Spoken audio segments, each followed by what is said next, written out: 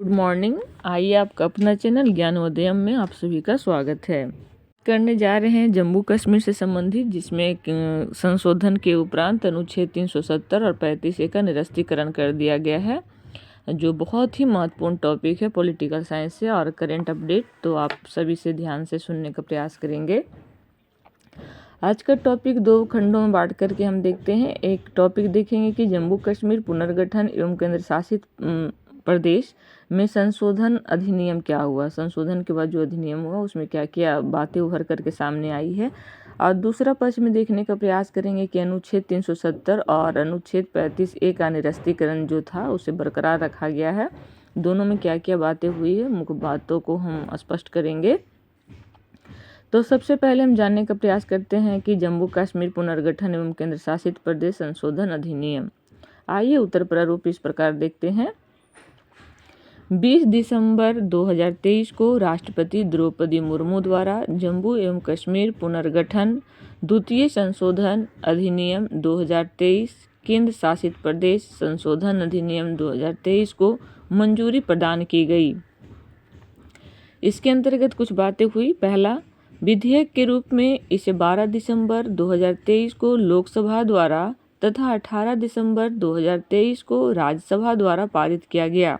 Next, Jammu एवं कश्मीर पुनर्गठन अधिनियम 2023 जम्मू एवं कश्मीर पुनर्गठन अधिनियम 2019 में संशोधन करता है। वहीं केंद्र शासित प्रदेश सरकार संशोधन अधिनियम 2023 केंद्र शासित प्रदेश सरकार अधिनियम 1963 में संशोधन करता है। मोटा मोटी तौर पे ये कहना चाह रहा है कि जम्मू कश्मीर अधिनियम संशोधन जो 2023 हुआ वो पुनर्गठन 2019 में संशोधन करता है, जबकि केंद्र शासित प्रदेश संशोधन अधिनियम है वो केंद्र शासित प्रदेश संशोधन अधिनियम 1963 का संशोधन करता है। नेक्स्ट पॉइंट, जम्मू एवं कश्मीर पुनर्गठन द्वितीय संशोधन अधिनियम 2023 जम्मू एवं कश्मीर विधानसभा में सभी निर्वाचित सीटों में से 1/3 सीटें महिलाओं के लिए आरक्षित करने का प्रावधान करता है, जो कहीं न कहीं महिला सशक्तिकरण को बढ़ावा दे रहा है। ऐसे भी अभी जो नारी बंधन योजना आया है उसके तहत भी हमारे केंद्र में सर्वसम्मति से पारित कर दिया गया है कि महिलाओं को 1/3 सीटें अर्थात 33 सीट 100 में 33 सीटें महिलाओं को दिया जाएगा। हालांकि जो बिहार, अरुणाचल, हिमाचल प्रदेश, उत्तराखंड ऐसे अधिक इत्यादि राज्यों में महिलाओं को स्थानीय निकाय में 50% की आरक्षण दी गई है। नेक्स्ट पॉइंट, इस प्रकार केंद्र शासित प्रदेश संशोधन अधिनियम 2023 पुडुचेरी विधानसभा में सभी निर्वाचित सीटों में से 1/3 सीटें महिलाओं के लिए आरक्षित करता है। कहने का तात्पर्य है कि जम्मू कश्मीर और पुडुचेरी में भी ये व्यवस्था लागू है। जम्मू एवं कश्मीर पुनर्गठन द्वितीय संशोधन अधिनियम 2023 के तहत जम्मू कश्मीर विधानसभा में महिलाओं के लिए आरक्षण अनुसूचित जाति और अनुसूचित जनजाति के लिए आरक्षित सीटों पर भी लागू होगा।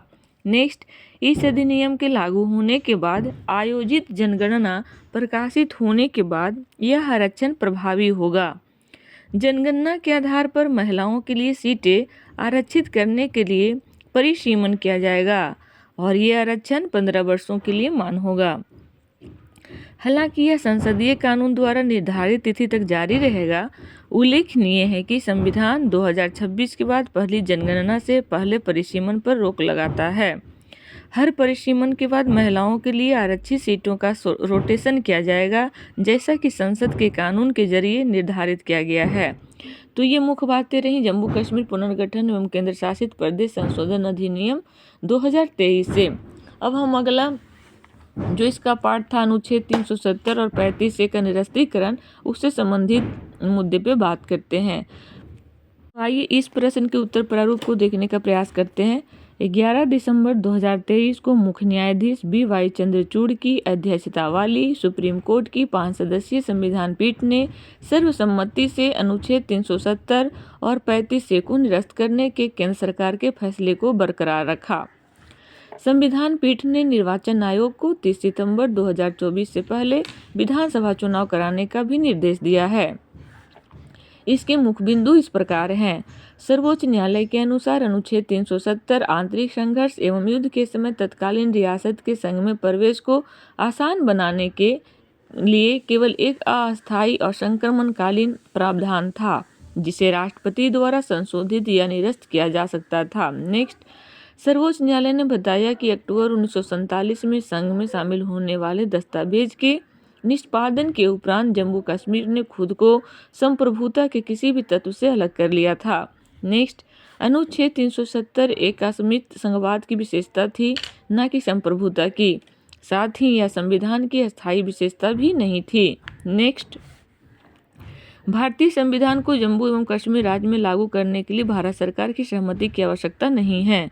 अदालत ने माना कि यदि विशेष परिस्थितियों में विशेष समाधान की आवश्यकता होती है तो राष्ट्रपति अनुच्छेद 370 सबसेक्शन 3 सेक्शन 3 के तहत शक्ति का प्रयोग करते हुए एक तरफा अधिसूचना जारी कर अनुच्छेद 370 का अस्तित्व समाप्त कर सकते हैं। अब बात है कि अनुच्छेद 370 को निरस्त करने वाली राष्ट्रपति की उद्घोषणा में किन किन बातों को समावेश किया गया।